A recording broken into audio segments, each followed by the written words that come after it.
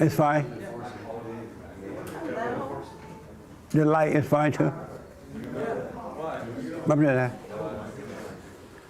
my gosh, that brought back a memory of that jacket. Oh yeah? My friend bought me a jacket like that when I was 16 or 17. Oh really? I wish I still had that jacket. I don't know what happened to it. Oh, good morning, Jesse. Good morning. How y'all? Good morning. All right. All is well. Amazing. Come on in. What's up, everyone? Welcome to church. We're going to get started here in a few minutes. Welcome. Mic might come to you, so if it does, make sure you're holding it. Not too crazy. Don't be flipping it around, smacking it around. Speak loudly and clearly, please. We'll get started here in a second. Make sure you silence your cell phones, please, for us. No food or drinks. Bathrooms through that doorway to the left. And we're set. Thanks, guys. We'll get started here in a moment. Thank you, Matt. Amazing. So remember to make small talk. Make small talk, make small talk, make small talk. Make small talk.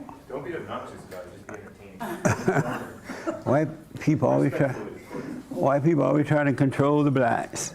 You know what I've noticed, Jesse? What? About you is that I've been going back because I've watched all your recent material across the board. Yes. So I've been going back like 10 years.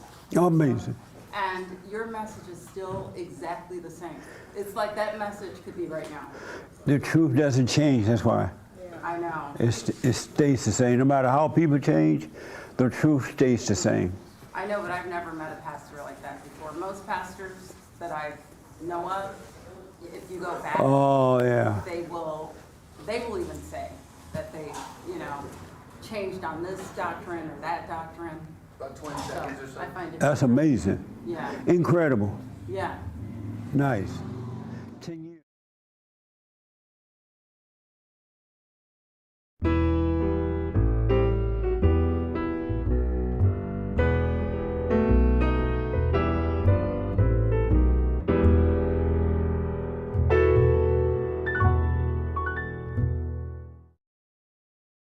You guys want to sit way over there? Y'all don't like us? Good morning. Welcome to church. I'm Jesse Peterson. Thank you so much for being with me. You can get involved by going to our YouTube chat line, and I can respond to the questions and comments. Hake will make sure I get them, and I will respond. Good morning, y'all. Good morning. How's everybody? Well, So a couple of things. Happy Affirmative Action ending. Happy 4th of July. And happy White History Month. We got a lot going on in July. July just feels white. Anyway, before I get rolling, any questions or comments or anything?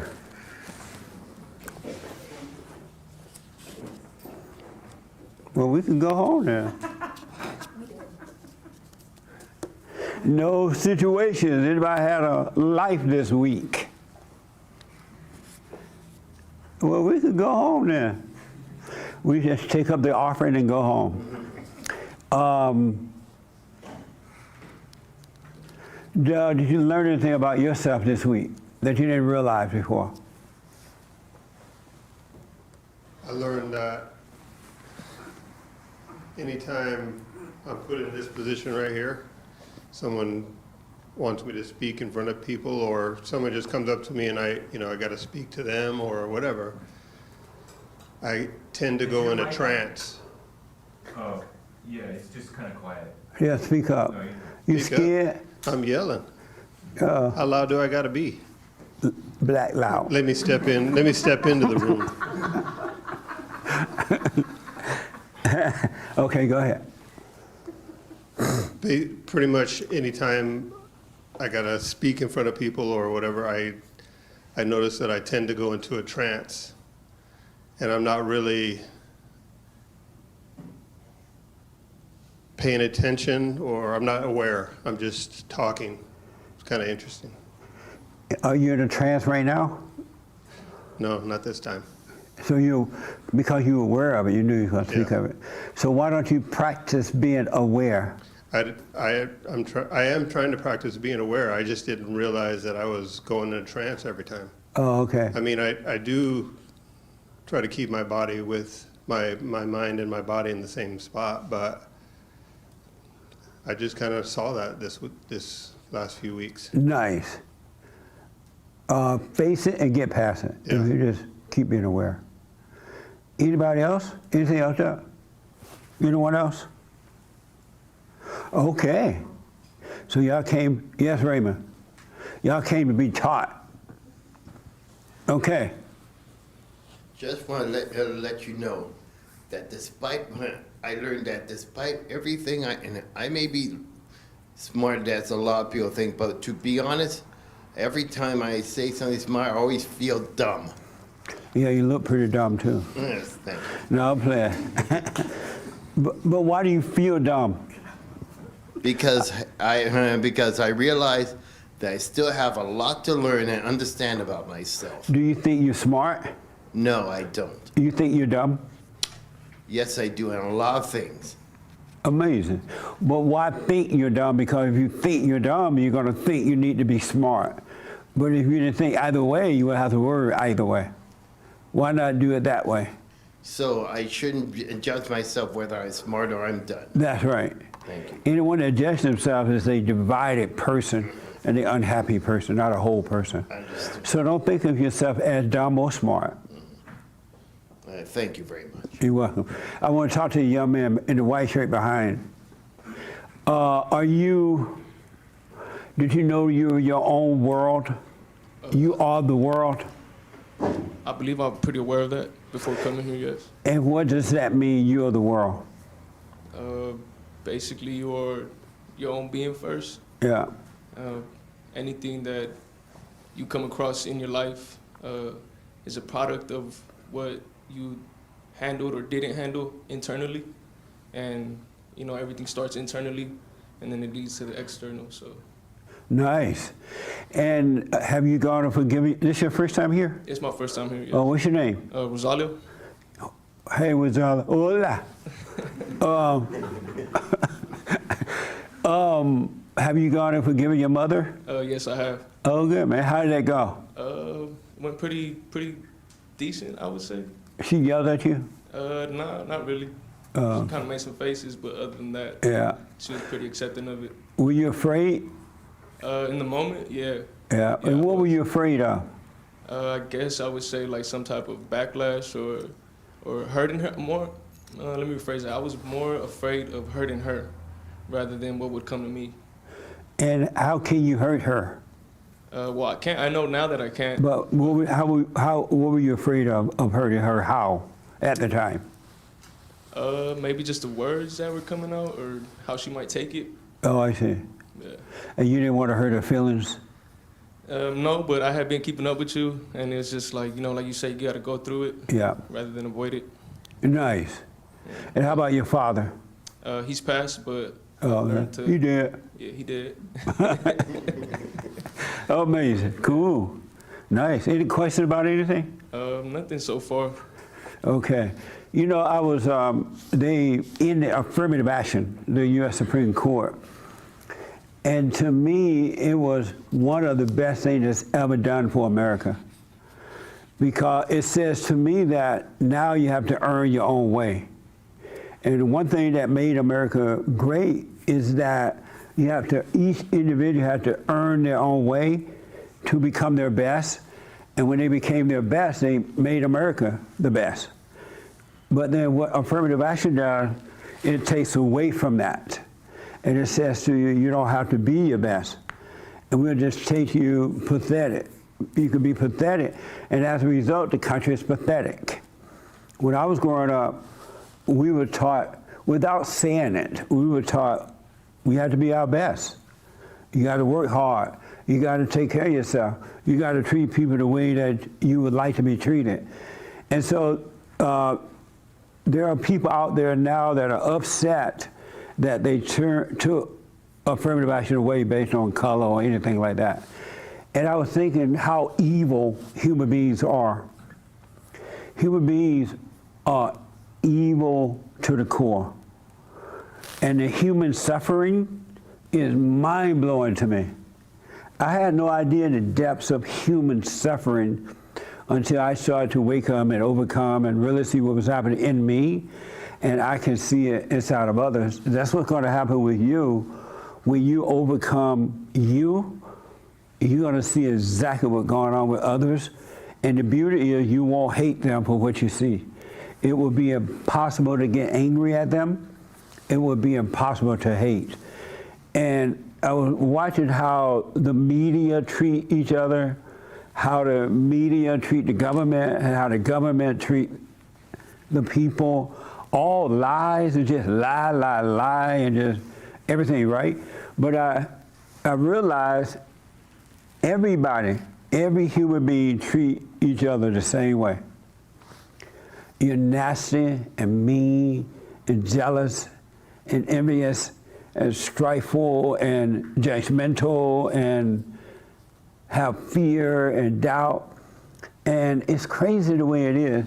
And what's so crazy about it, there are human beings that go out in families or anywhere and try to inflict their misery upon others because it's not enough for them to be miserable. They got to get false life by inflicting it on others. I met with some people yesterday, and these people, about 4 or 5, maybe 7 of them, men and women, and they were like real close people, they thought. Family members, not my family, but family members. And the way that they talked to each other and the way that they treated each other, I could believe it now. I would not have been able to believe it before. They were nasty with one another.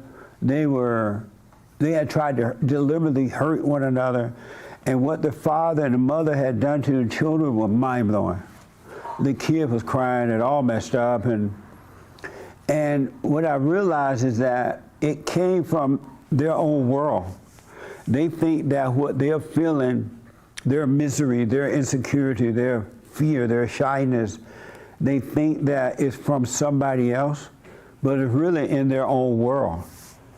It's in them, it's not out there. It's inside of you. And yes, it's out there in that it's inside of other people, but it's inside of you. Everything that you are is inside of you. And human beings are evil. I had no idea that human beings are evil. And they were trying to get something from each other all of this time that neither had to give. And I was thinking this morning, they were trying to get love, they were trying to get appreciation, because they were like, oh, you don't appreciate me.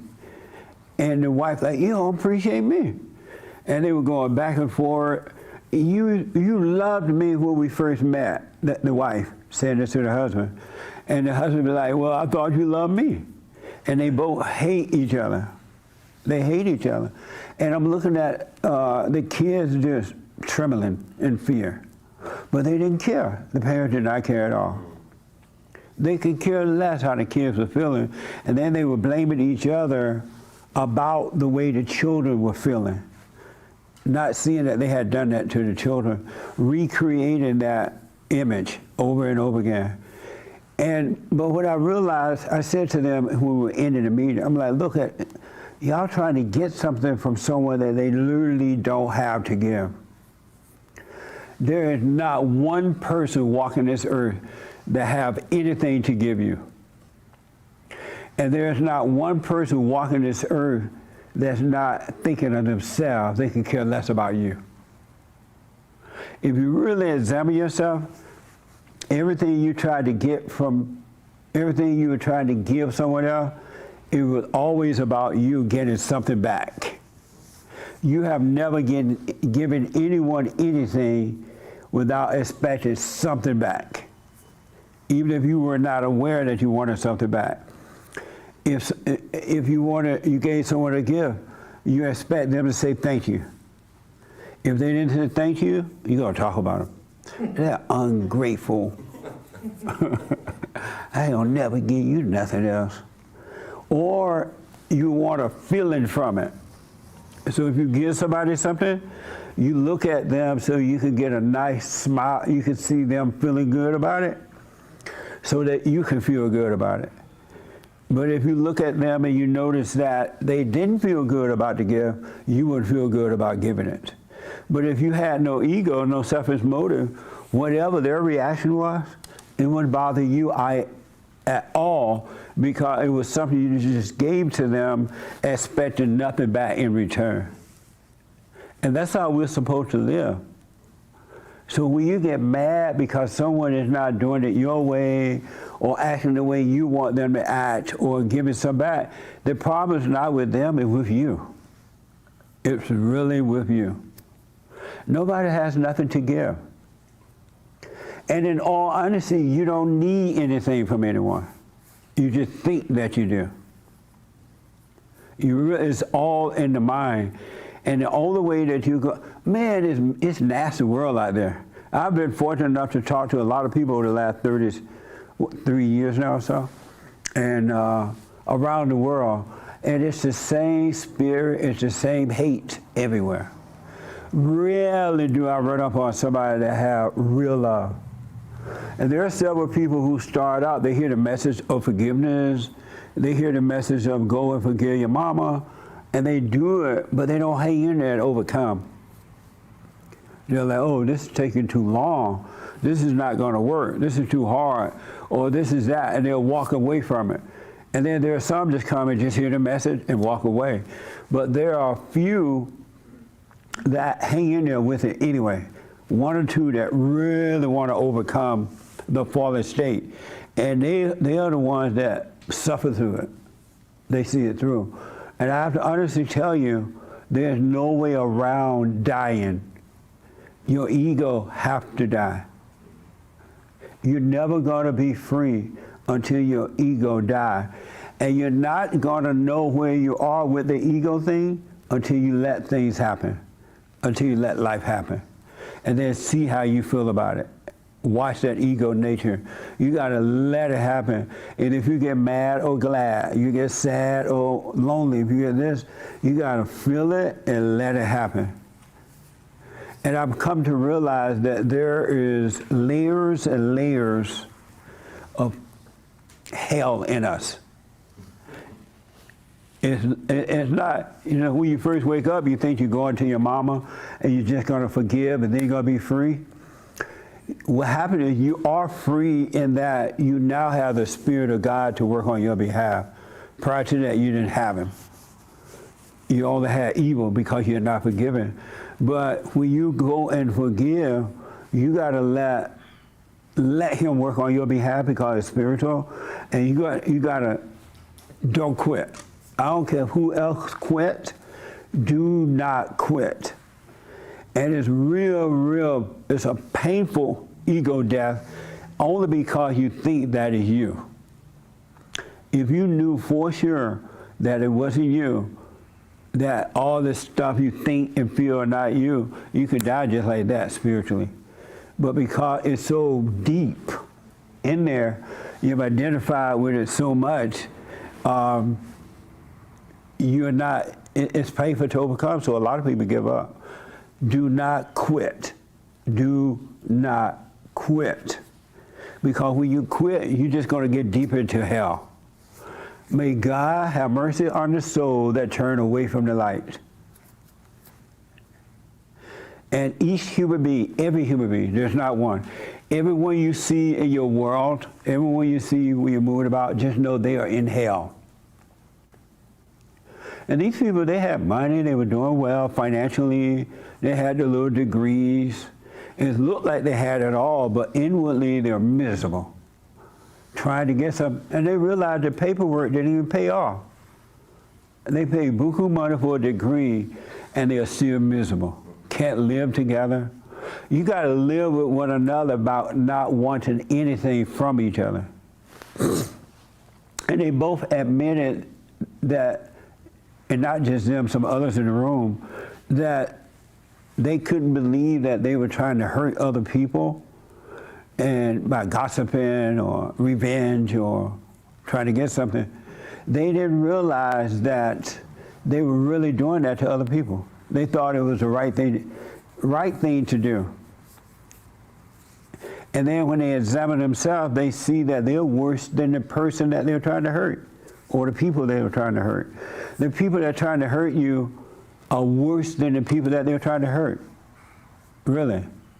But you could be free, but you got to go through the layers and layers and layers of hell, of evil spirit that's made a home in your identity. So when somebody hurt you, just know, even you have to say it to yourself, that's not me that's feeling this. Those are not my thoughts. You got to defy the devil. You got to say to him, no, that's not me. It's really not you. You are possessed by the spirit and of the devil. It's not you at all. And you got to start, you must stop running. You got to run to the fear and not away from the fear. You got to run to the depression and not away from the depression. You got to run to the lonely. Let yourself be lonely. Be lonely. Just let yourself be lonely, at least for a day. It's going to look like you're dying in loneliness, but let it be and let yourself go through it. Don't turn on the TV, the radio, or anything until you get past that spirit of loneliness. And then you will see that that was never you. You're like, wow, I thought that was me feeling lonely. It was never you.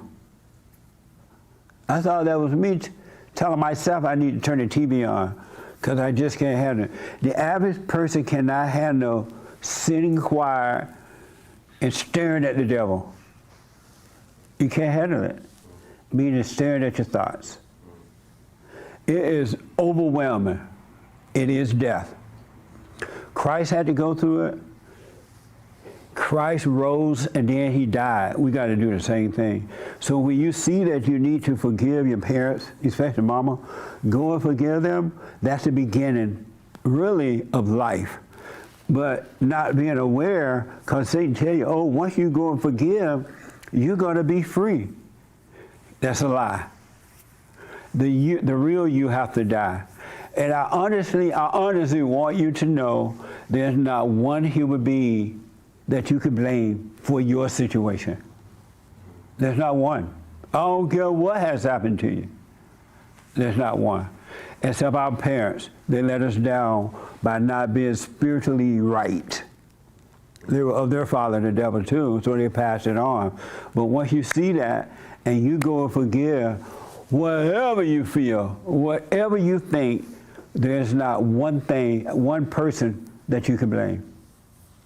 Okay, you can be raped, you could be beat up, you told Harpo to beat me, you could be robbed, whatever. You could be a murderer. You're to blame for being a murderer. Nobody else is to blame. And the interesting thing about this whole thing, and you'll see it if you stay with it, we are all possessed. It's not even us. And most people don't believe in spirits, right, in demons and things, but demons are alive. The devil dwells in human beings. Otherwise, there wouldn't be so much misery on this earth. Everybody's miserable. There's not one, except a few who are starting to overcome, that has perfect peace. And perfect peace is forever. It doesn't disappear.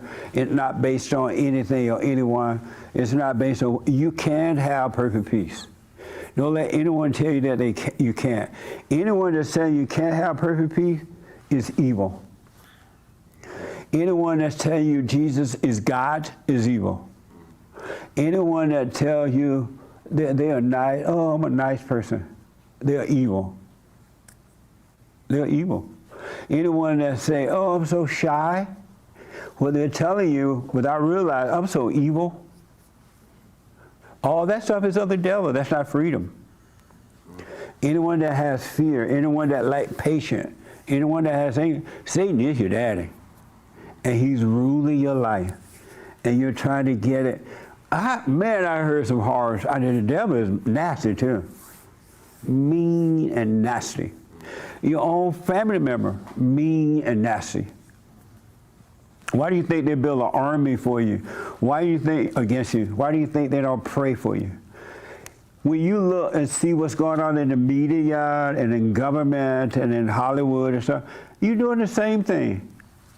But you don't think you're doing it. You think that they're doing it, but you're not doing it. Hollywood people treat each other horribly, all for a part in a TV show or something, all to be into a movie. They treat each other the same way everybody else treats each other.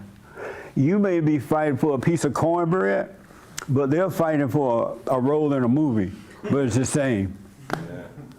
It's the same spirit, just fighting for different things. And then they're miserable. They got all that money. And I've spoken to a lot of them. They have all that money, but they're as unhappy as you are. That's why they are killed to be on a film, to be on the red carpet and all that mess. It's a false ego feeling. But you could die from this and be free. But you got to face it in you. You are your world. You are the world. Control your world, you could be free. Overcome in your world, you could be free. And no matter what, I was talking to a friend yesterday, and we were talking about, I think he was telling me something like, all this stuff that's going on in the world, it looked like a setup, or something like that. Joe, what did you say about that? I was just saying, don't you think that eventually it's going to come to violence? Oh yeah, that's what he asked. And the reason you asked that was what? Because I don't know that I see people trying to get their lives right. I mean, I do to some degree, right? But A handful. it appears that the majority are out of their mind. And I don't, even the people on the right, Yeah. they see, The It just seems churches so and non-churches alike. yeah. They're angry, they're mean, they do mean things, they're doing, when you look at it, they're doing almost the exact same thing, or at times, the exact same thing as what we would say the opposite is doing. Yeah, it is. It's the same thing. And that's why they love arguing with one another, because both sides are wrong, and they love arguing with one another so they can feel like they're right, but they're wrong. Because when you're right, you don't have to argue about it. Why do you need to argue if you're right? You only need to argue if you're wrong. If you're right, there's no argument there. You're not going to fight with the devil. And I was telling the big devil want a war. They want us to fight one another. They literally want us to fight one another, because anyone with ego want to control, and they want to control. Just like in your world, you want to control somebody. Every human being with egos want to control. That's why you try to get what you want.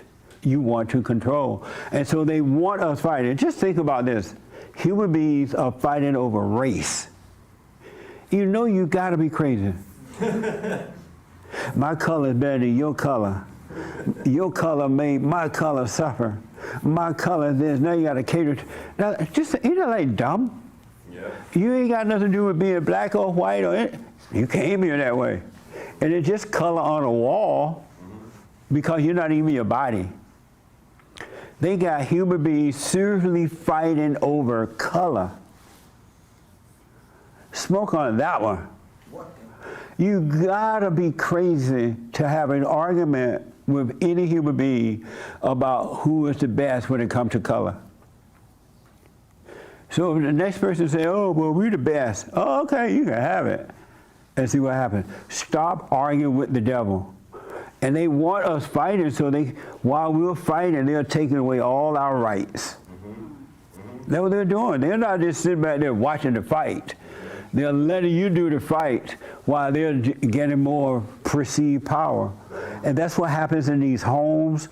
That's what happens in relationships. That's what happens in so-called friendships. While you're fighting, they're controlling you. They have power over you. Why don't you wake up? Aren't you tired of being miserable? So stop the fight. Don't fight with your wife. Don't fight with your girlfriends. Don't fight with your friends. Don't fight with your enemies. Don't fight with the devil inside of you. And see how they'll disappear. They got to go fight with somebody. They'll feel stupid, and they'll go find some other idiot to fight with. There's a guy that called my show. He said he loved arguing. And so he called my show to argue. I'm not arguing with that idiot. What the? I know better now. Normally I would argue with him a little bit. But there's nothing to argue about. Stop the argument. You are your world. Take control over your world.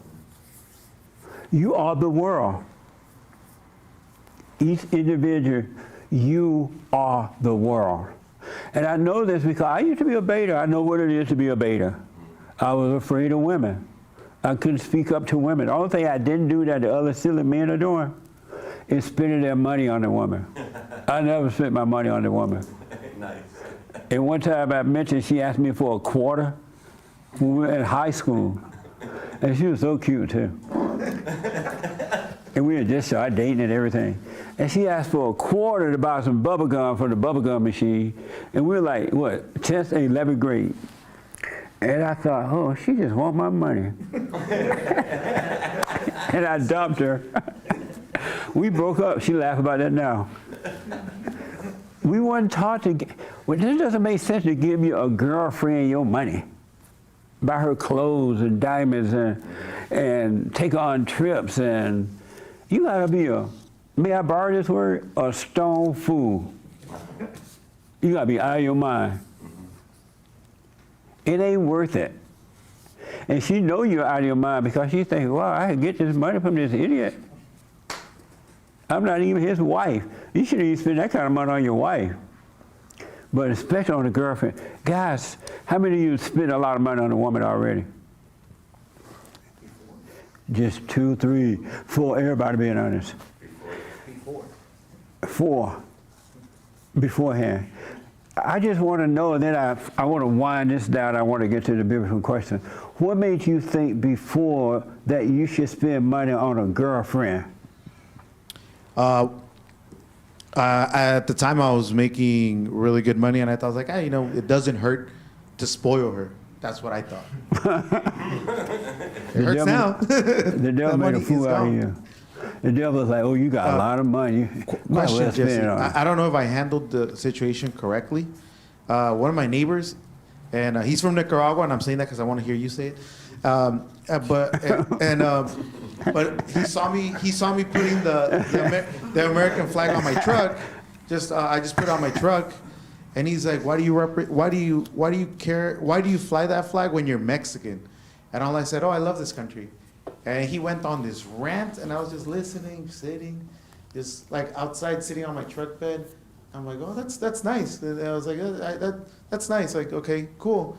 And he got mad at me because I didn't respond like why I love America. Stop responding. Yeah. And Really? so he just looked at me and he got mad. Yeah. And then he went to go talk to my other neighbor, and he's like, yeah, look at this dumbass. He's over here. He doesn't have nothing to say. He loves America because he's stupid. And in my head, I'm like, dude, in my head, there's two voices where it's like, you look like an ish, like, because you didn't say anything. But I'm like, that's what the devil tell you. You look weak. Yeah. You let somebody talk to you that way. yeah, but then It's all ego. Let them talk to you however you want. I don't care. And then after I let it go, and I had this. I was just sitting there like watching him tell me like I'm stupid, I'm this, and in that thing, I just felt like I was like, okay, like you don't even know, like you don't even know what that you know, the devil's trying to make us argue. All I said was, oh, because I love America. Like that's right. That's all I said.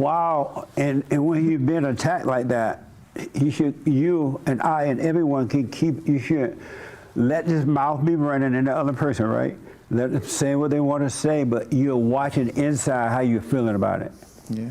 If you're feeling anger, or if you're feeling fear, or do you feel embarrassed, or do you feel shy, you're quietly watching that, and the light of God is destroying the darkness. And you will see that was never you. So that situation, let it happen so that you can see what's going on with you, because sometimes we're blind to ourselves and we protect the devil by protecting ourselves from situations. You can't do that if you want to see what's going on inside of you. And when you see what's going on inside of you, don't blame the other person for it. That's not them. They had nothing to do with it. It's evil. You are possessed. So let that happen, and that's what it means to die daily. to die daily. So from your perspective, did I handle the situation correctly? Based on what you said, absolutely. Yeah, because I just watch it. Don't blame them for what you No. feel. Yeah, at first I did feel, I was like, I wanted to say something. I was gonna blow off, but I'm like, you know what, like this, as I was just sitting, as he was running his mouth, I just felt like this peace, like, okay, like That's right. that's what, And it's not, say, that's fine. And to add to that, it's not them. The person that yelling at you, if you're blind to what's happening inside of you, you're gonna think that it's them. But when you can see what's going on in you, you're going to see that it's not them that's carrying on like that. Right. They're possessed and they don't know it. And seeing it, you won't judge them. You will not judge them. And you may have to speak up about something. That doesn't mean you just totally shut down. You have to speak up, but don't argue.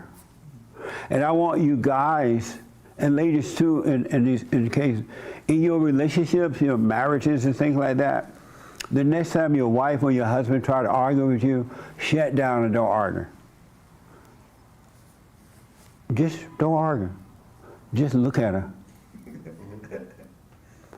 And she or he gonna have a fit.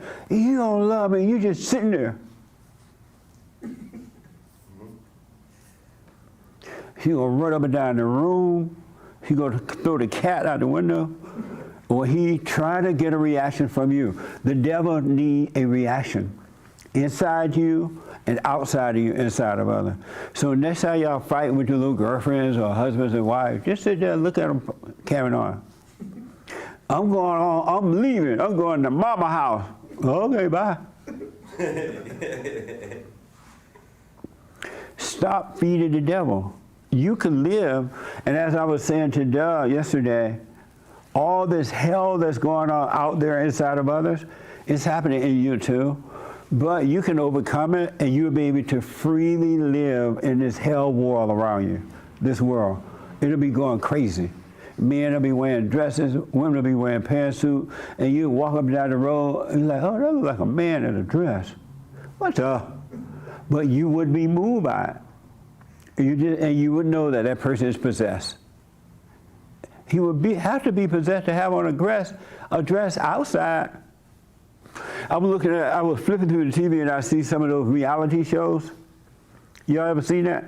I didn't watch them so I cannot. But those men, those women, how they dress all up with long hair, and eyebrows and fingernails, and they acting all crazy. I'm like, wow, they act just like the drag queen men. I can't tell them who started the style first, those women or the drag queens. It's the same spirit. We got to wake up spiritually and overcome the world. God made it where you can live in, and this is hell on earth, but the hell is in the individual. And everybody got hell in them.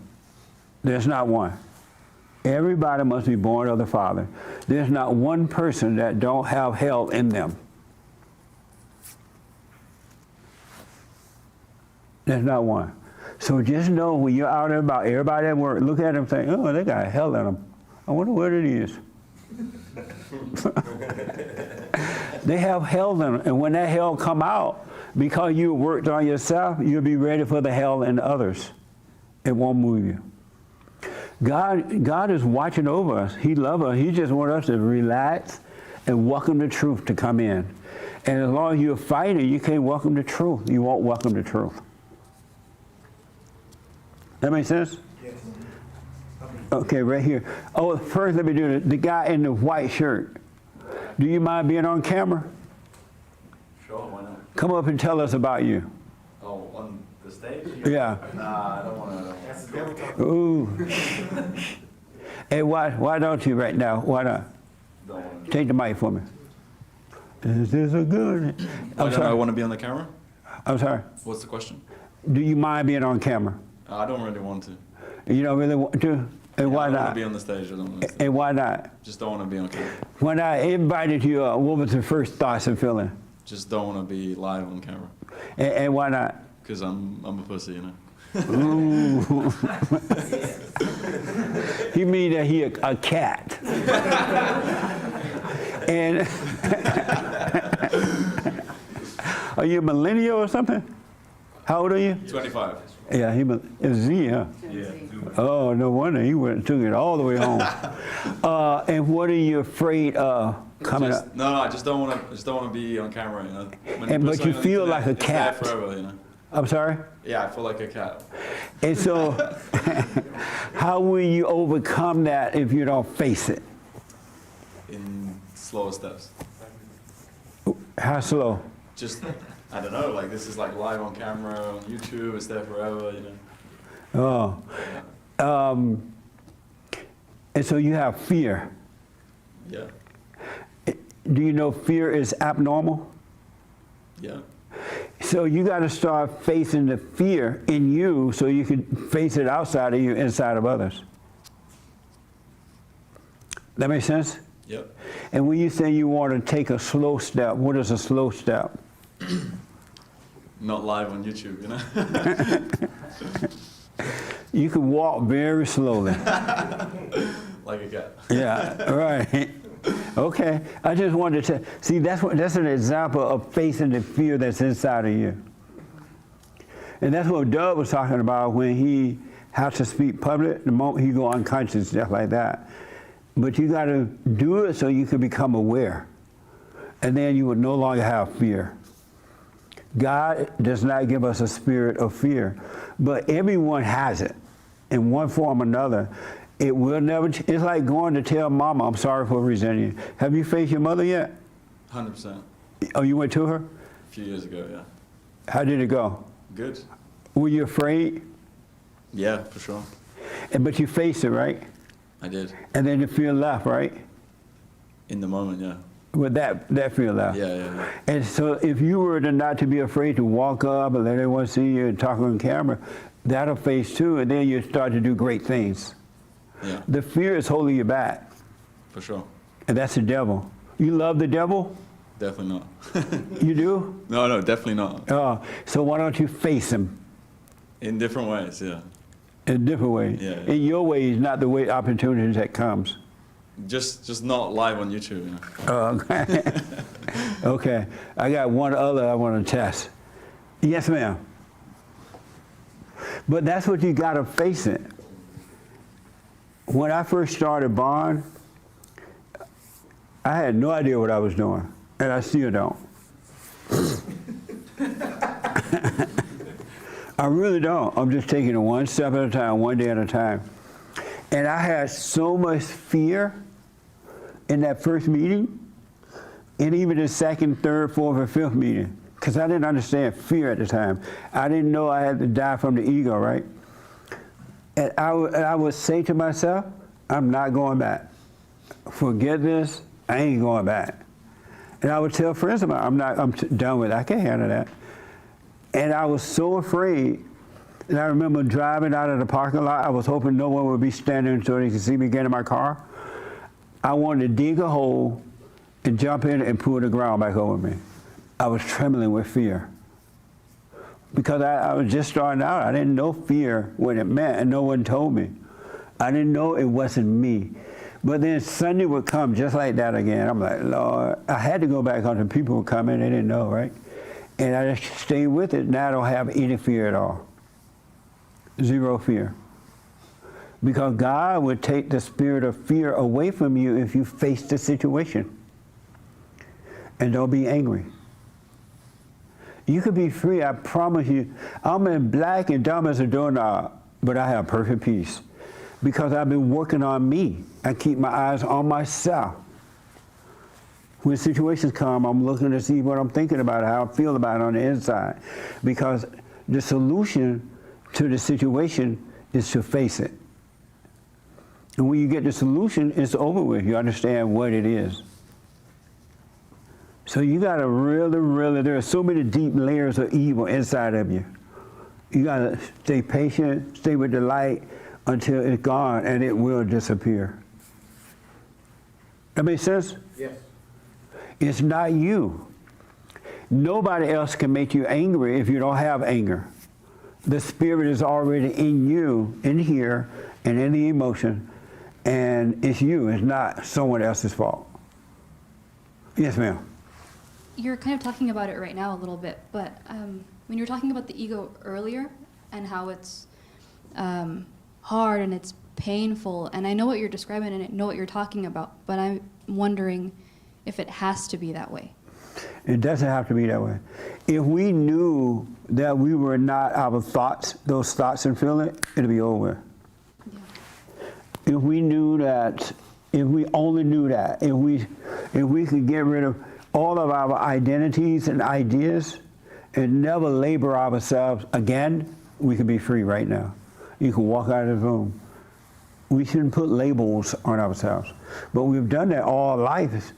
And so we didn't know at the time. And we think that that's who we are, and that's what has to die, the labels. Yeah, it's interesting because when I think about like before when I was really angry and I believe that there is no end to human suffering, really, it seemed, until I forgave. And then I realized that there is. There's an end to human suffering. Why you live. And whenever I deal with things in my own life, I see things and I'm learning as I go, but they almost have no weight to them because I understand that the devil really doesn't have any power. And so when I see these things and how I understand them and how I see them, I can deal with it that way because I understand that there's no weight to it. Yeah. And so, yeah, I deal with things and I go through stuff, but it doesn't feel heavy and it doesn't sink in me anymore. Because the devil has no power. That's why you gotta, don't let him bluff you. The devil loves to bluff you. He'll tell you, oh, don't go on that stage, you'll be on YouTube for life. Or he'll tell you, oh, don't face your mama.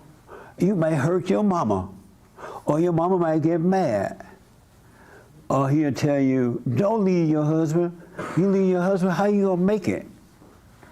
Or when you get home and you're all by yourself and no one is around, you're gonna be lonely. You better turn the TV on. You're gonna be lonely, you better go eat so you don't feel that aloneness, that loneliness. Don't let him bluff you. He has no power.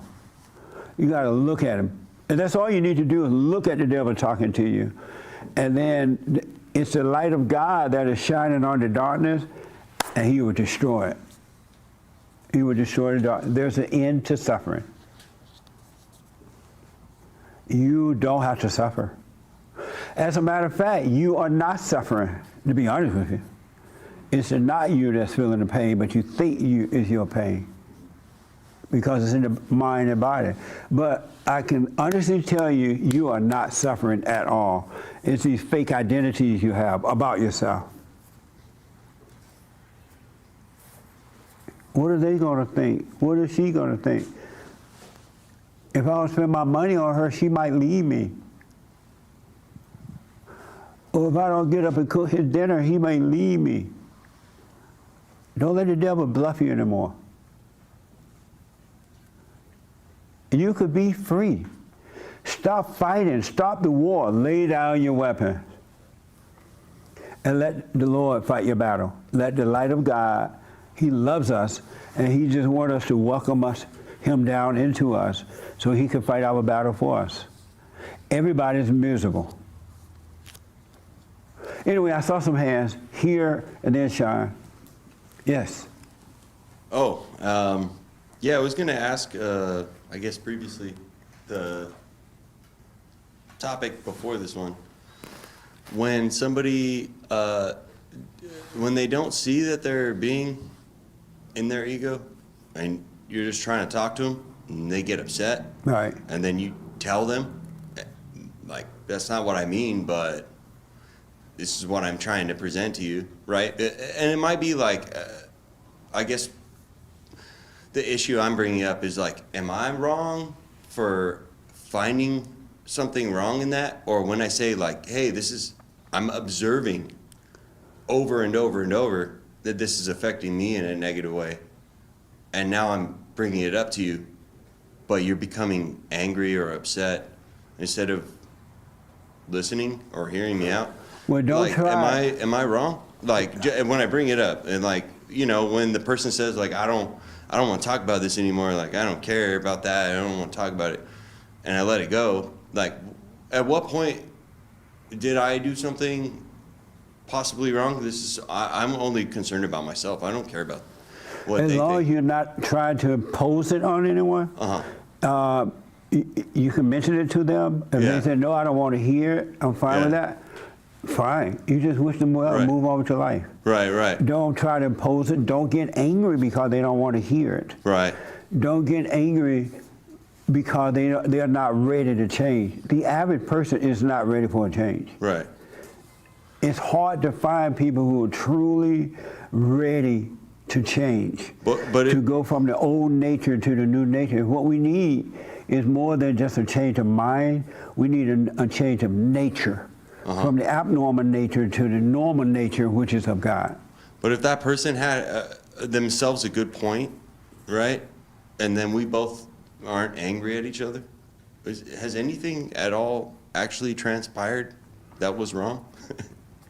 As long as you are not angry at the person. I'm not angry. The person's not angry, and it just ends, and it just ends right there, and it's. Well, I don't know that situation, but it sounds fine to me. What the? Me too. Yeah. Thank you, Jesse. Yes, sir. Yes, Sean. When you're like watching the thoughts and you're watching like the fear that's inside of you, and you think you're watching it closely, and then you're like watching it, and then you're slowly just gradually watching it overtake you, and then you're watching yourself overreact to it. Like where do I go wrong? Like where did I go wrong in that process of I'm not watching it close enough? Or When you watching yourself overreact to it? Yeah. Give me an example of overreacting to it. I was just talking with someone about biting my nails. Like I've been biting my nails since I was a kid, and I can't stop. Right. And you know, I'll go a few days. Like I'm trying to be more mindful, and I'll go a few days without doing it. And then before I know it, you know, something will be on my mind. I'll be biting my nails for like a while before I even notice that I'm doing it. So like, I think that I'm watching my thoughts, and then before I know it, it's like it's already overtaken me before I know it. So. Right. Oh, I see. And so when you do notice it, that's all to it. Yeah. When you notice, wow, I'm biting my nails, I didn't realize I was, right? Don't call it good or bad. Don't put any identity onto it. Don't say, oh man, I'm crazy, or anything, because you want to let go of all identities. Stop using I with identities. And then eventually you start catching it, and it'll be done. But if you don't put inner energy into it by judging yourself or calling yourself blind or I can't do this, then it's going to last. If you don't put that energy, it'll disappear. You become more and more aware of it, and the awareness is what destroys the darkness. Right. So even if you cuss yourself out, if you say cat, don't judge yourself. All right. All right? Just see, here's the deal, folks. God does not need our help. Really, there's nothing we can do. He doesn't need our help. Somebody wrote a prayer this morning, and somebody, Lord, please help. Thank you for helping me carry my burdens. I'm like, what burdens are they carrying? We are not supposed to be carrying any burdens at all, any load. Our way should be easy and light. And so if your way is not easy and light, you're playing God. You're playing God. You don't have faith in God at all. You're saying you do, but you're lying. We shouldn't be carrying anything. It's spiritual. Isn't it like dumb, kind of real dumb, that we fight one another, we fight ourselves, when we're not even fighting ourselves, we're fighting illusions. We're not even fighting the real person. We're fighting egos. Don't you think that's kind of dumb? What a mess. Yes, it. No. You had your hand? You did have your hand, all right. The moment may have passed, but what did you just say? Did you just say even if you cuss yourself out, don't judge yourself? Right. Oh, okay. Just want to clarify that. Yeah. The only reason you're cursing yourself out because you still think it's you. Look how dumb I am. I can't believe I'm so stupid. You're worshiping the devil. All emotions, whether so-called good or bad, is idol worshiping. You're worshiping the devil. All who lives in their thoughts are worshiping the devil. Even when you're in your thoughts thinking about Jesus, you're worshiping the devil. You're not thinking about Jesus. All thoughts must die. They must die. In order to live, the thoughts must die. You must be born again. But you must be born again away from the ego into who you really are. You must die spiritually.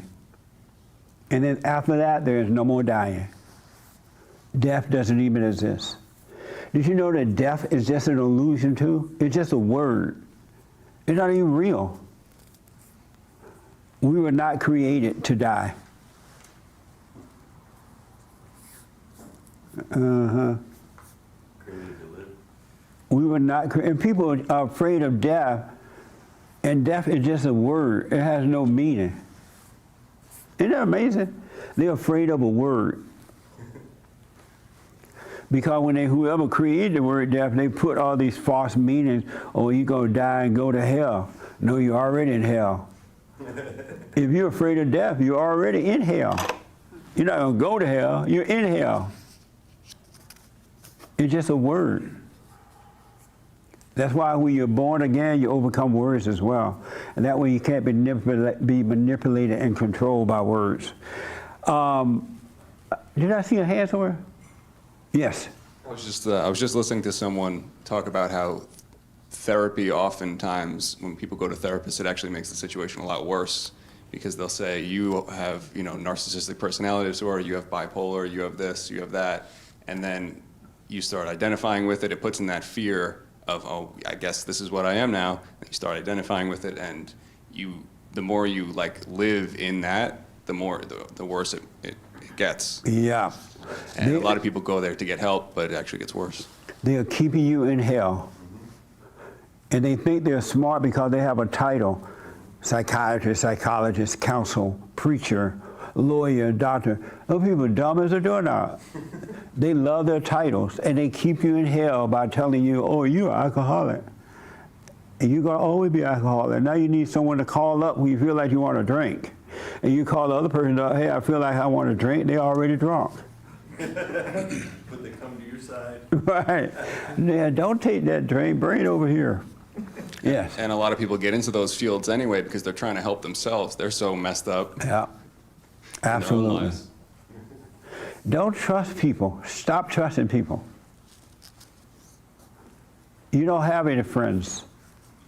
You don't have any family. Stop trusting people. And the way you stop trusting them is you don't walk around not just, oh, I don't trust you, right? You walk around knowing that all your faith and who you are, everything you look for is with you. That way you can be around other people, enjoy, have fun, but you don't put your faith in them. You lose the fear over titles and personalities and things like that, but you get the message. And that's what he messed up with Christ. Christ came, and he was just like us. He brought a message, except he had not sinned, right? He brought a message, and he was like, my daddy sent me, and he made it possible so y'all can come back home. Life is about a return to the Father, right? He made it possible so y'all can come back home by sending me. And so what I'm going to do, I'm going to go down here to hell, say he's going to take me in, and he shouldn't take me in because I've never done anything wrong.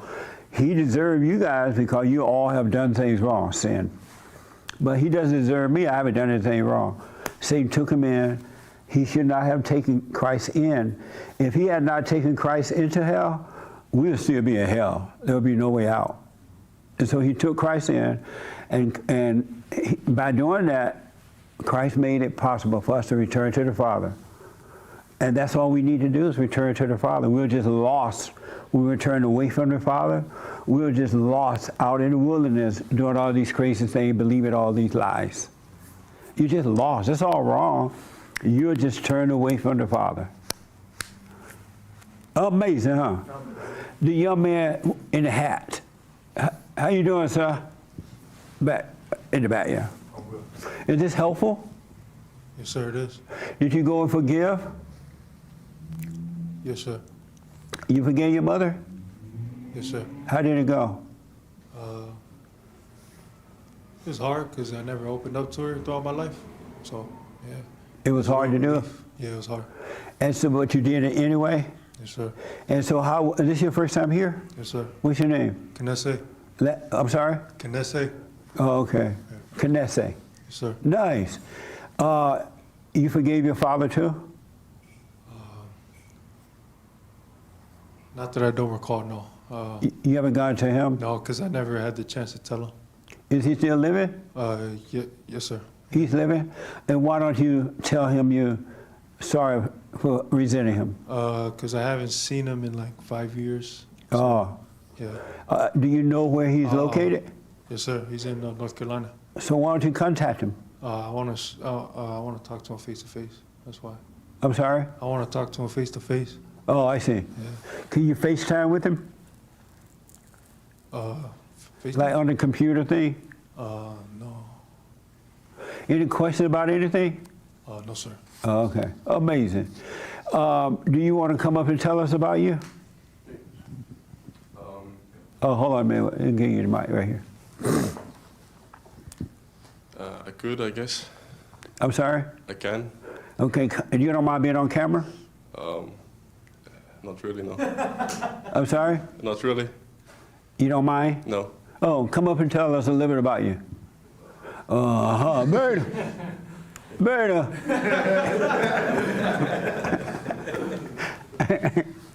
Sit right here or that way, see. You're tall, man. You play basketball? Table tennis. Table tennis? Yeah. Oh. So tell us, what, James? He's probably too tall for the camera right now. Oh, you're tall.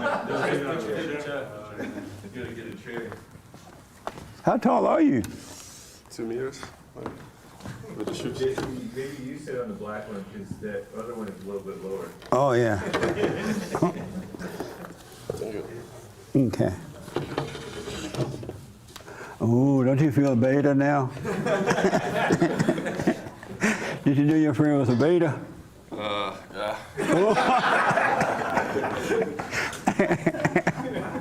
So tell us a little bit about you.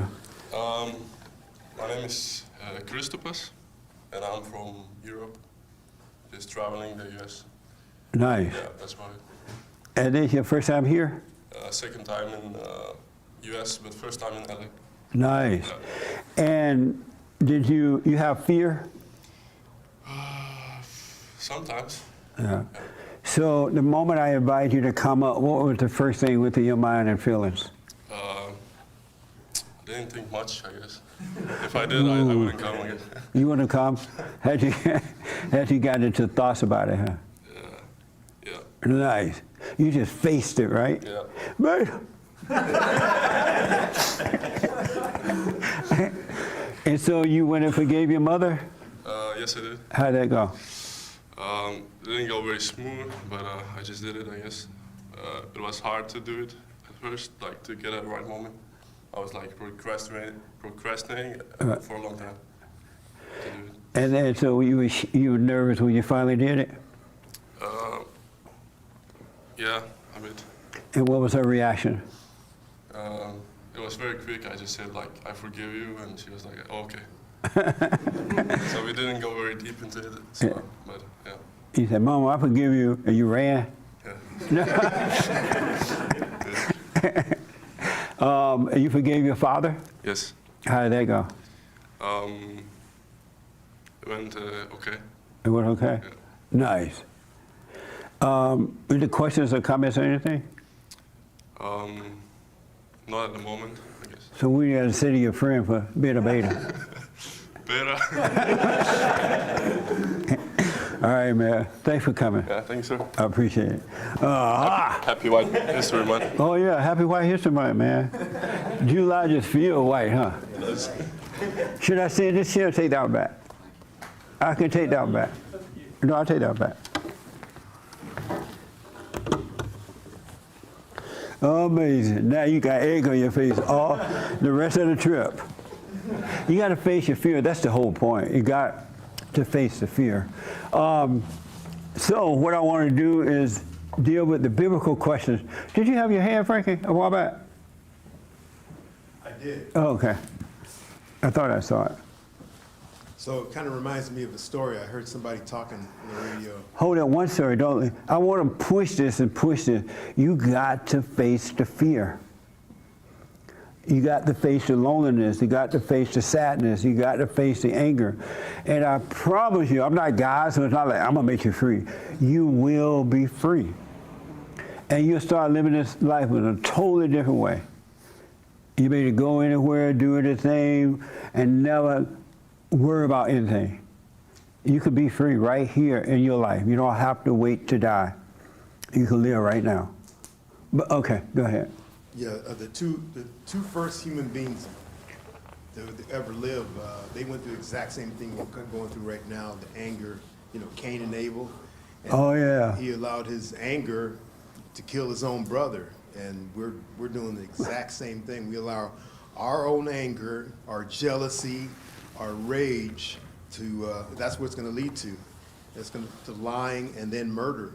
And, including me, I can see the same thing, in that. So Nice. it's powerful. Just think about this. I want you to know this, and this is without a doubt. Everybody you know, everyone you've ever seen, everyone you will see, no matter how rich, how poor, how short, how tall, how fat, they got the same hell in them. They're unhappy people. They are. Everyone you know. There's not one that don't have it. And that's why God said we all must return to the Father. We all must be reborn of the Spirit of the Father. And I'm telling you, ain't nothing wrong except that you turn away from the Father. You're in darkness and can't see. That's the only issue. Nothing that, it's all an illusion. It's not real. To not face fear is an illusion, because fear is afraid of you, but you think you're afraid of fear, so you won't face it. It's all an illusion. Isn't that amazing? Amazing. And then here you are afraid to face other people. They're afraid to face you. But they make it put on a better front than you. But they had the same fear that you're having in dealing with them. But you think in your mind that it's just you. Overcome thoughts, you can be free. It's an illusion. It's so crazy that it is an illusion. Ain't nothing happening to you. You have never sinned.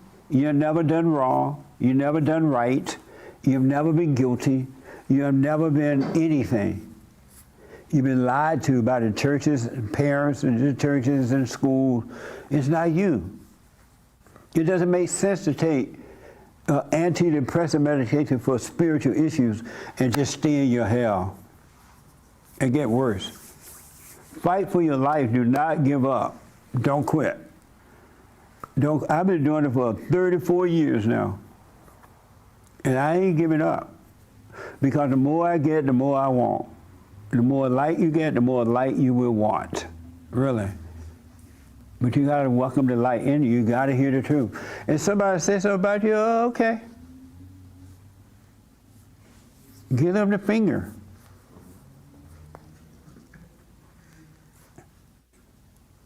The middle one. I'm telling you, you could be free. Satan is a liar. Those feelings and thoughts, situation come, it brings on this stuff. It'll awaken that inside of you. Watch yourself feeling it. That's all you need to do. Don't run from it. Don't try to fight it. Let the light fight the darkness.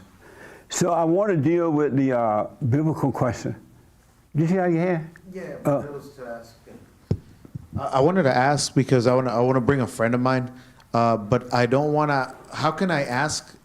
Would I just ask, like, would you like to come to church with me, or because I don't want to ask him with ego, like, hey, bro, like, you should come. This is gonna help you. Like, I don't want to say that because I feel like that would be ego, right? No, just say, hey, won't you come? I want to invite you to church. Would you like to come to church with I me? think you'll like it. Or just invite to come. Keep it simple. Okay, yeah. Would you like to come to church with me? I'm sorry? Yeah, like, just tell him, like, hey, would you like to come to church with me? Yeah, because he told me, he's like, hey, man, like, you and your wife went to, your wife told me you guys went to church. And why'd you invite him then? But no, because he heard of you, and this is the funny part. He said you were a far-right nationalist. I am. Yeah, that wasn't no lie. That's what they say. And then he's like, yeah, he's like, you should have said, right on, buddy. Huh? And then, no fighting. But see, that's another example of fighting over titles. Yeah.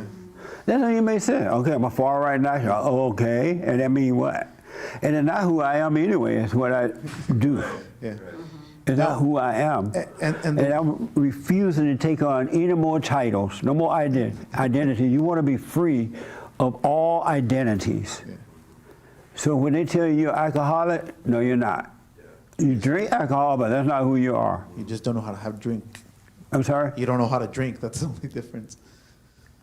You said that you're not an alcoholic. You just don't know how to. You drink with no sense. Yeah. That's what you said last time. Yeah. But yeah, and it's funny because before when I wanted to invite him, like you said then, and then he said, "Oh, my sister says he's a white supremacist." In my head, I'm like, "Dude, you guys don't even know how he looks like." And then I told him, like, "You know he's black, right?" I was like, "You know he's black." He's like, "Oh, well, we'll talk about it another time." Yeah, amazing. I got to move on. Yeah. They put these titles on us so we could fight one another. That's why they give us all these different titles. White nationalist, a black nationalist, this or that, right? And then if you identify with those titles, oh yeah, I'm a white nationalist, you ready to fight the non-white nationalist, or everybody hate everybody. The Jews hate the white. Who the Jews hate? The Jews hate the Palestine, I think. Huh? Jesus. And the Palestinians hate the Jews. And the whites hate the Jews. And the blacks hate the whites. And so on and so on. It's a setup. And yet we all have to go home. We'd be lonely. We'd be angry. We'd be afraid. We'd be sad. Not knowing that everybody got the same thing going on. Can we be proud of America, Jesse? So be grateful for America, absolutely. Okay, great. Absolutely. I wanted the biblical question, what are you committed to? What are you committed to? And Sean came up with this, my producer, and so I want to get to him in a minute to see what made him come up with that. What are you committed to? Initially, when I heard the question, I pondered for a moment, and in my head, I thought, well, I'm committed to being present and staying out of my thoughts. However, and I am, and I do feel like that's true. However, I did hear an interesting call between you and a woman named Kaya, and she brought up a very interesting point. From North Carolina. Hey, Kaya. I enjoyed that. Shout out to Kaya. Shout out to Kaya. I enjoyed your call with her. She mentioned how even to say that, though, is you're still thinking that you're committed, so it gives the enemy sort of an avenue to get in there and wreak havoc. So I'm uncertain of my answer at this point. I'd like to say I'm committed to staying out of my thoughts, staying out of my head. That's been a huge challenge for me, 40 plus years of conditioning, and it's just been an ongoing challenge. And real quick, may I just ask something of you? Absolutely. I'm at the, what? Yes, sir. Yes, ma'am. So I'm at this point where I don't know anything. Like, I woke up at 3 o'clock in the morning, for example, a few nights ago, And I opened my closet, and they're packed to the hilts, all my closets. And I just started pulling things out, and I ended up with like 4 garbage bags full of clothes, got rid of them. In terms of my career, I don't even know why I'm doing what I'm doing. Like, am I doing it because I really am led to do it by God, or why am I doing what I'm doing? So I'm really finding that I'm so empty now that I don't know how to maneuver through that. Like, I don't know, am I making any sense? Yes. So 100%. what do I don't know where to go from here. I'm in a weird spot. I'm not happy, I'm not sad about it. I don't have anxiety about it. However, it's just interesting, and I'm not sure what to do. Just be still in that. And so your question is, right now you like empty, you don't know what to do? Right, I just don't know who I am. Like, I don't know even the way I dress, the way I do my hair, the way like, who is that? Like, why do I do it that way? And is it important? And who am I really? Because I don't feel like I am who I appear to. You know what I don't even know how to articulate. No, you're doing this, fine. Jesse. You're doing fine. But I don't, where do I go from here? Like, what do I, based on what I just said, Right. even understanding, what now? Amazing. Hake want to respond first, and then I put, I know totally it's clear, but Hake want to respond to it. You know who Hake is? Hake. His show comes on after mine. Sorry? His show comes on right after mine. He a white nationalist too. He wears the Confederate flag on the show at times. Go ahead, hey, where does she go from here? Just be where you are and do what's in front of you to do that you know you have to do, and enjoy it, I guess. Have you ever been you understand that position she's in right now? A little bit, yeah. And what do you understand about it when it happened to you? Because this is about working on self. You got to work on yourself. And so what do you understand about it? It's like when you have a day off and all of a sudden your schedule's not already pre-laid out for you. And so you jump and do something exciting, or something finds you to do. Yeah. Is what it sounds like to me. Okay. And then but it is interesting how like your life takes a direction, and sometimes you direct it, and you direct it seemingly maybe for the worse. Yeah. But it's better if you don't direct it. Seems like. The anchor baby want to add to it, and then I put my little 2 cents, we move on. Yes, anchor baby. Well, she said, I was interested how you said, I'm in this spot, I'm in this situation. I find it funny because what situation is that? Like, what is that? What spot or situation are you? What it is just emptiness and the uncertainty that comes with that. You want to fill it and do something about it.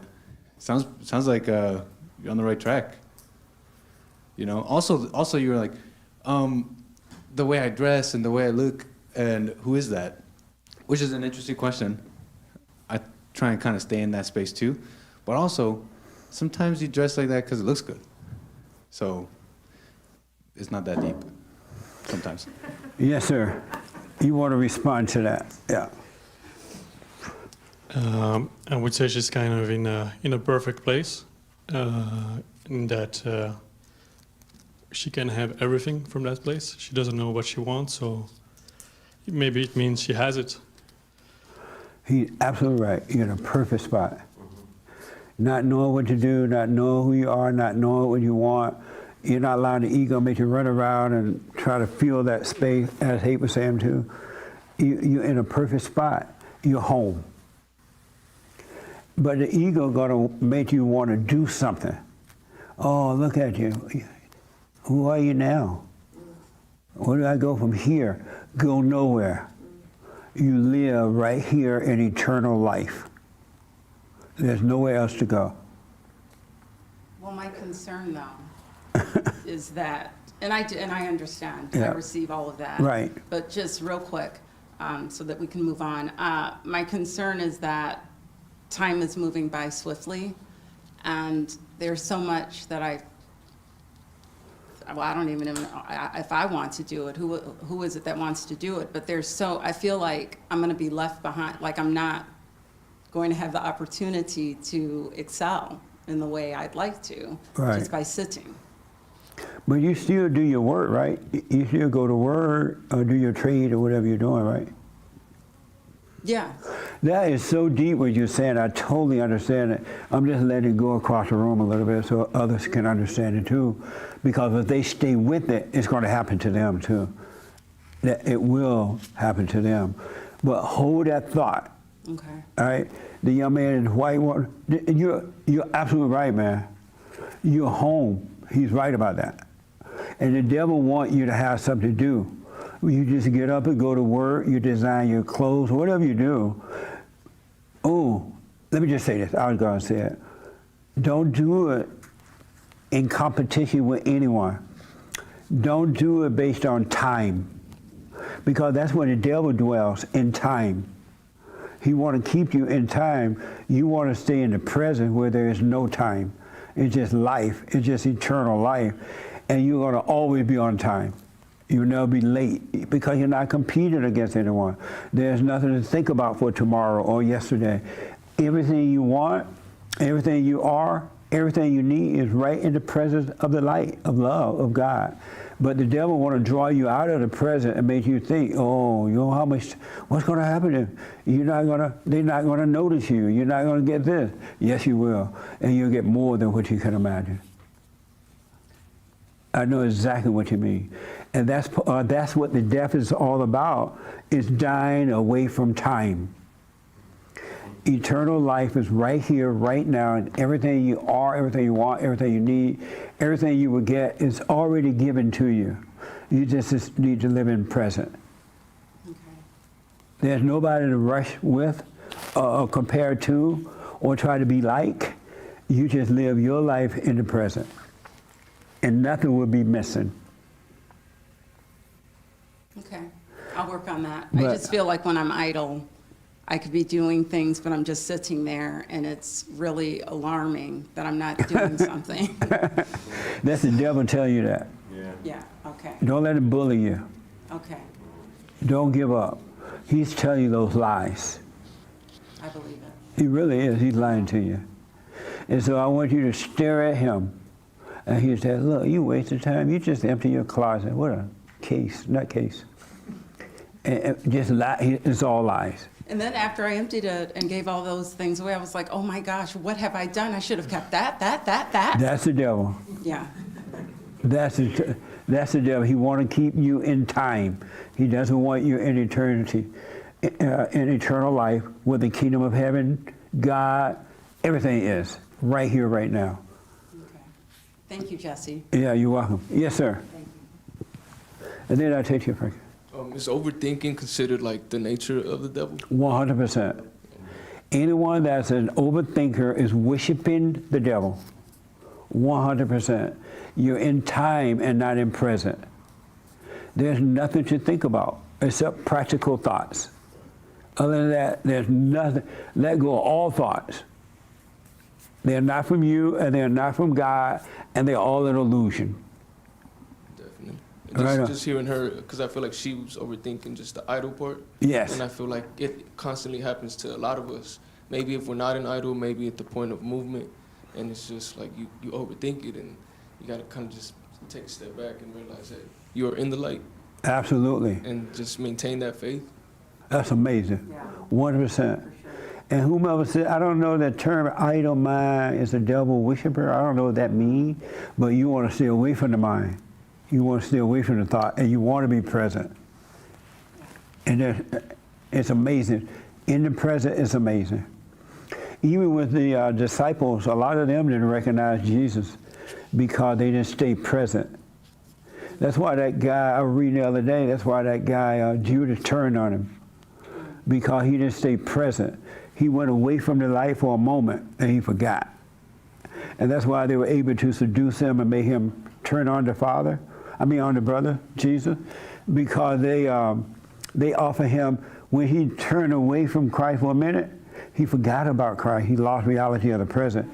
And so he was like, now he was afraid again. He was lonely. I'm just throwing outside. He was lonely. What am I going to do now? And they offered him silver. And when they offered him the money to turn on Jesus, he got a false sense of excitement, a false sense of life. And he was like, wow, this feels good. And so he turned on Jesus for the money, right? Because he gave him a false sense of feeling good. And then after a while, the false sense of feeling good with the money, the ego fell again, and the excitement left. And Satan's like, what are you going to do now, right? And so he was so overwhelmed with guilt and stuff like that, because he turned away from the Father, he forgot. That's why the greatest sin is forgetfulness. When you forget to be present, you're back in hell. And so he was so overwhelmed with the ego, he went and hanged himself. It was a mess. So you want to be present. Don't be deceived. Get up and go to work. Do your best. Be grateful for your work. But don't get a sense of identity from it anymore. It's not who you are. It's just what you do. And if somebody says, oh, I really like your work. Right on, you tough. You're like, oh, okay, thank you. Don't get a sense of high from that either, because that same person come back and say, oh, your work is awful. And now you're like, oh, whatever. You're mad. Right. You know what I'm saying? Yeah. They are both imposters. Yeah. Amazing, huh? Yeah. So you're at home. Stay home. I am. All right. What do you think about all that? You're from Europe, right? No. Where you from? Shout out to Europe. I'm from Ohio. No, but, you were born in this country? Yeah. Oh, I thought you were born in England somewhere. Your folks are over there, right? I'm from Ohio. I was born in Ohio. Oh. Midwest. But your folks don't live over in Europe somewhere? No. Oh, your sister live here too? Yeah, she's in Cincinnati. I was going to say, they're your people. I mean, right on. I don't know. I'm like, I thought you were from Europe. Okay. Okay. My bad. Yeah, don't be mad. I'm not mad. No, I said my bag. Oh, I thought you said I'm not mad. No. Not your bag? This is weird. Okay, let's start over. Good morning. What do I... Anyway, what do I think about all of this? Yes.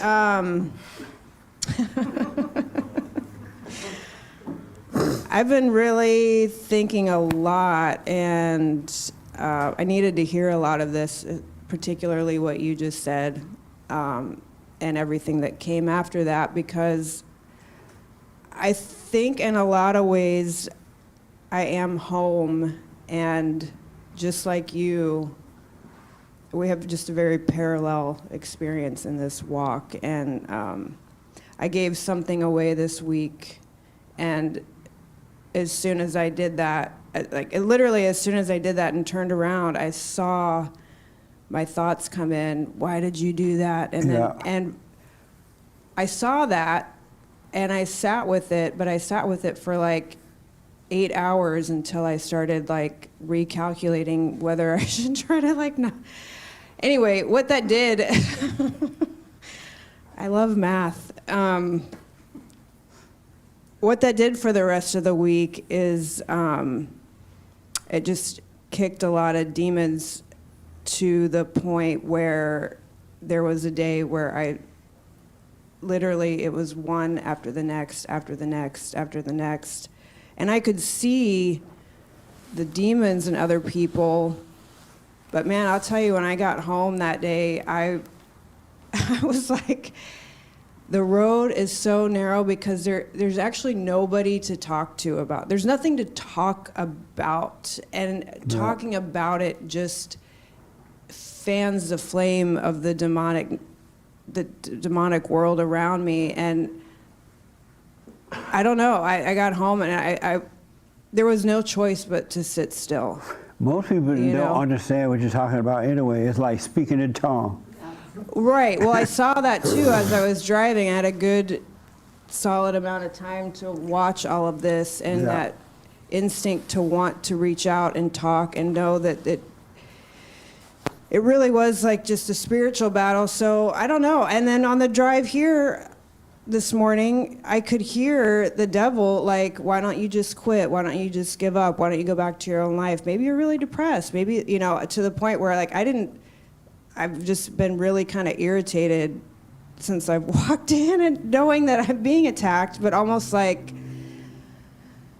so what do I think about all of this? I think it's ongoing. It is, So you're irritated by I'm not being irritated about- right now. You were irritated about being attacked by the devil this morning? just, I think in general, that it's like I know what you mean. Yeah. The devil tell you that, oh, how long this gonna last?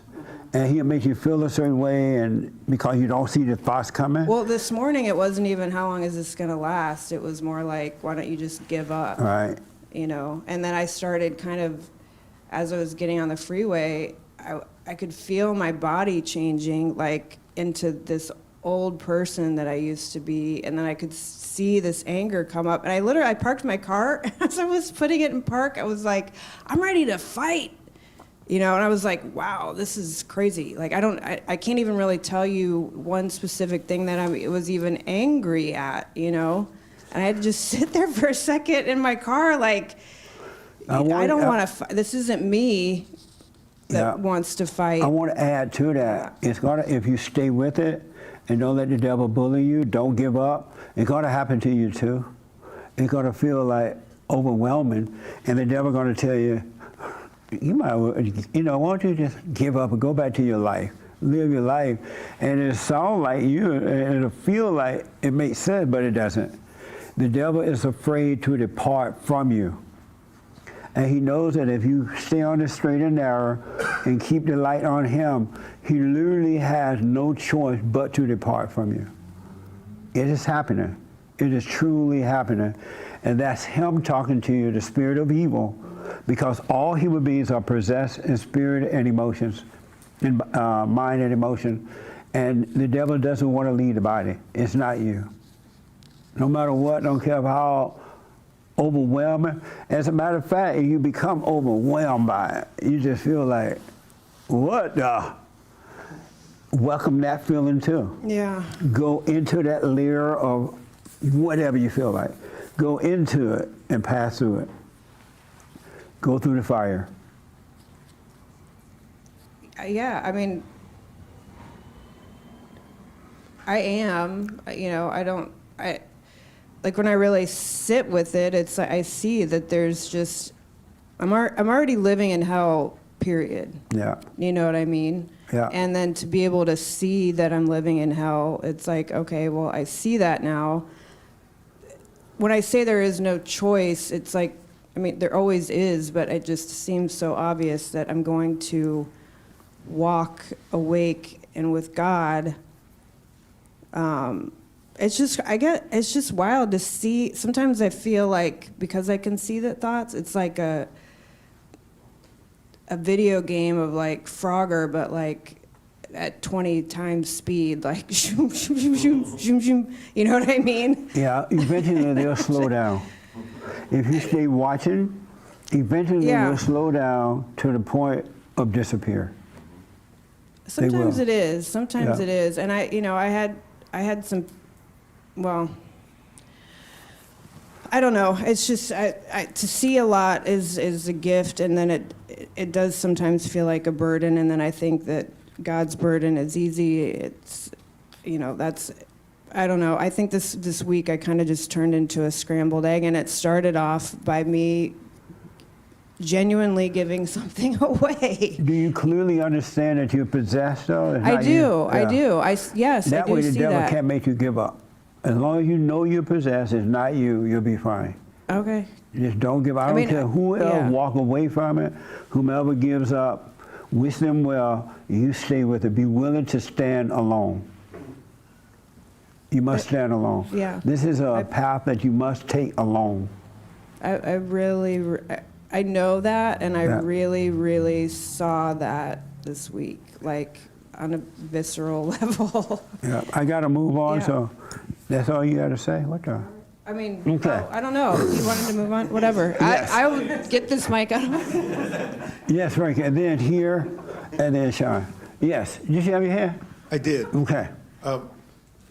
What her issue, you talked about that feeling, and I experienced that same thing. And for me, I understand why, you hear those stories of the people living on a mountain, monastery, the monks, and what it is it's death of the ego. When my ego started to die, I didn't realize, like a tree's got roots. There are so many roots inside of you.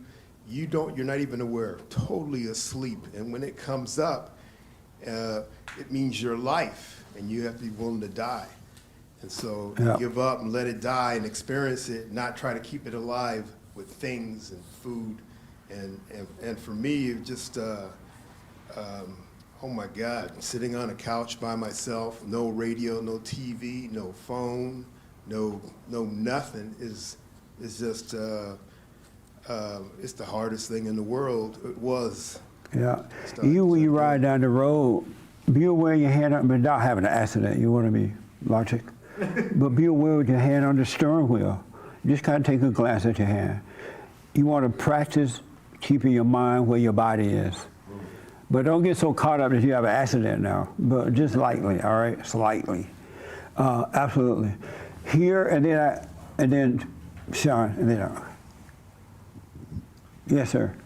Well, I think when she's saying she's feeling kind of stuck or not knowing where exactly, it's just kind of like your ego could be dying away, so you don't identify with the way you were, so you kind of seeing yourself and like, well, who am I now if I'm not that way I was?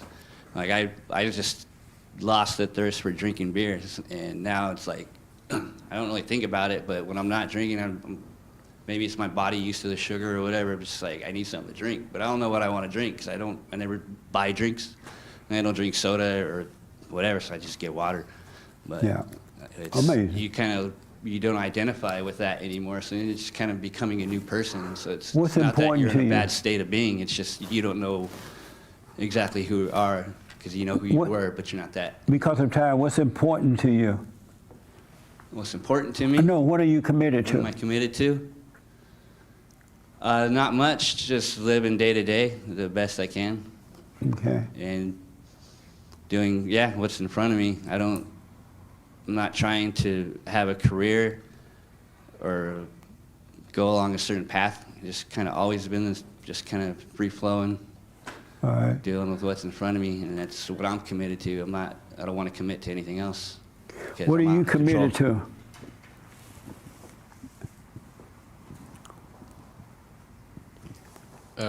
At the moment, it's exploring the United States with my friends. I don't have any long-term plans of what I want to be or where I want to go, so I'm just taking it one step. Right on. Nice. Any questions about anything? Not really. I like the talk you gave. Right on. What are you committed to? Beta.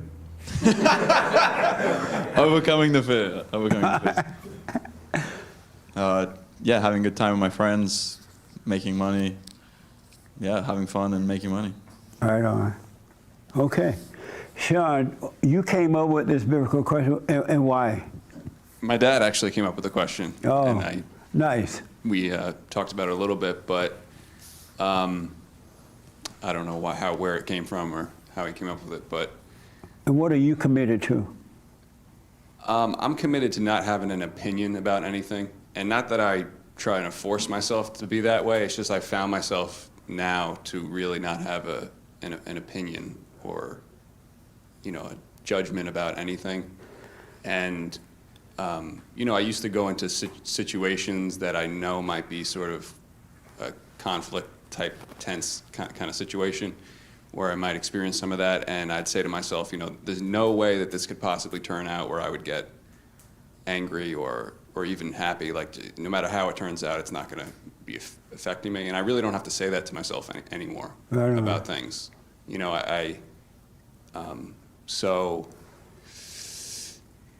You know, when I was little growing up, I would get really like into things for a short amount of time. Like I'd commit myself to something and I'd get really into it and then I'd just drop it. Like I had like a 2-week rule with activities or something. I'd get really into it and then I'd get over it. I think I would try to like get something out of it. Yeah. And I do that over and over and over again growing up. And now I just find myself to not really have an opinion about anything. Donyale's situation I totally identified with. I feel very similar in that it feels, just because it feels weird to not have an opinion about things and to have all these questions doesn't mean it's not normal. Yeah. Or that you're not in the right spot, you know? Just like when people are going through things and they say, well, you know, just because it's common doesn't mean it's normal. Just because, in fact, it's the opposite. Because it's common, you know that it's not normal. Yeah. Because 99% of people, you That's know. a good point. Amazing. So that's what I would say. I'd say I'm committed to not having an opinion about anything. Nice. Yes, Doug, last word. What are you committed to?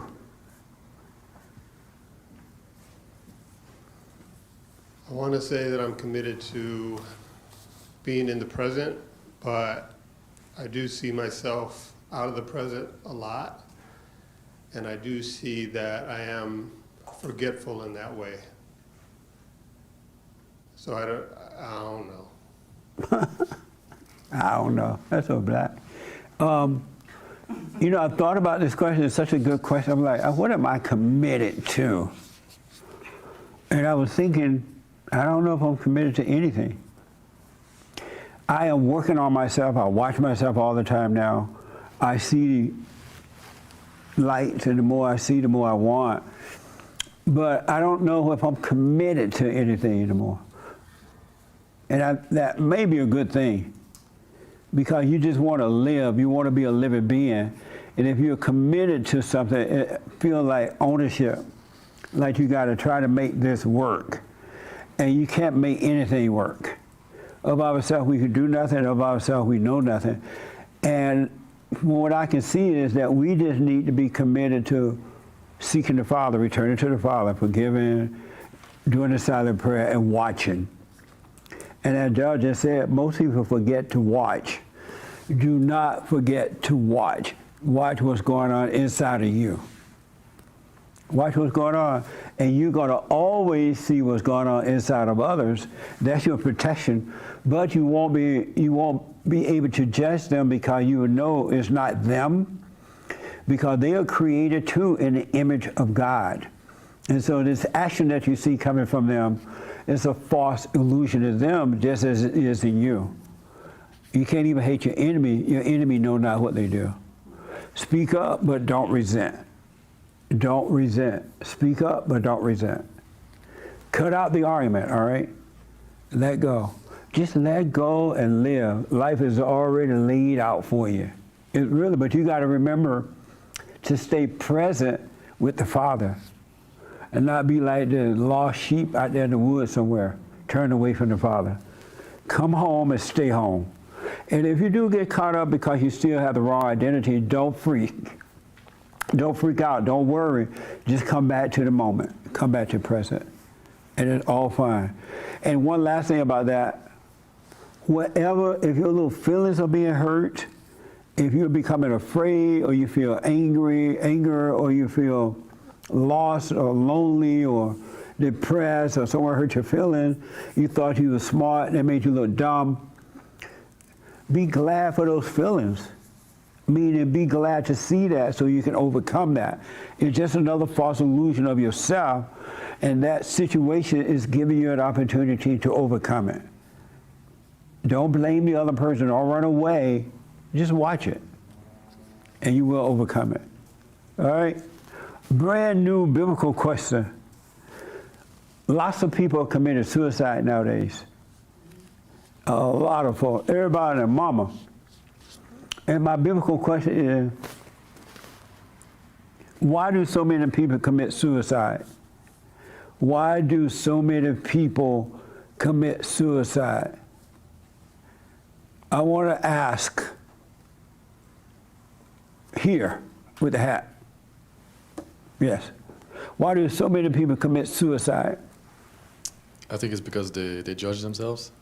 They judge themselves? And there's certain things that they see no way out of or they can't overcome, and then they think it's the only solution.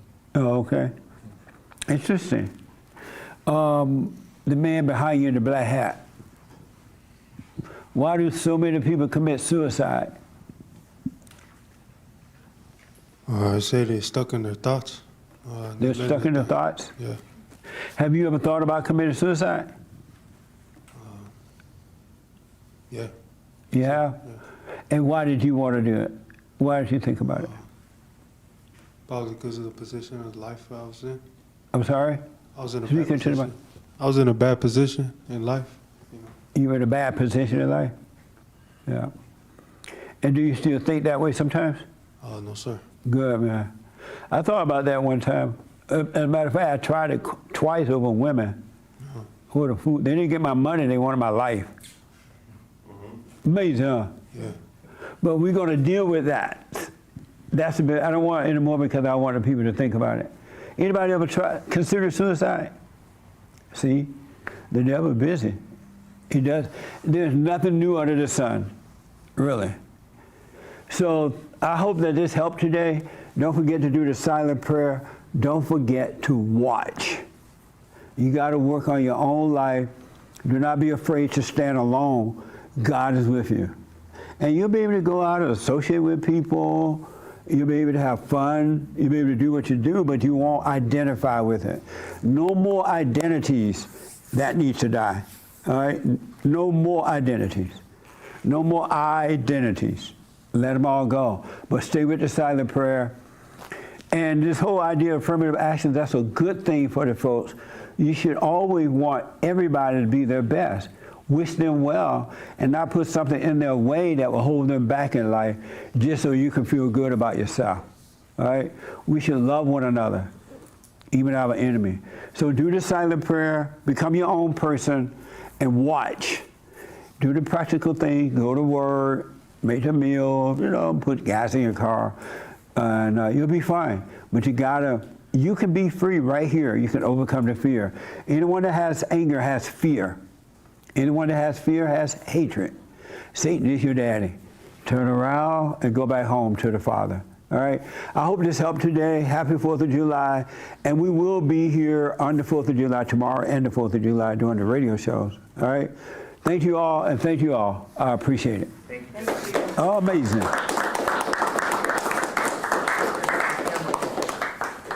Hake is coming with the credit card for donations.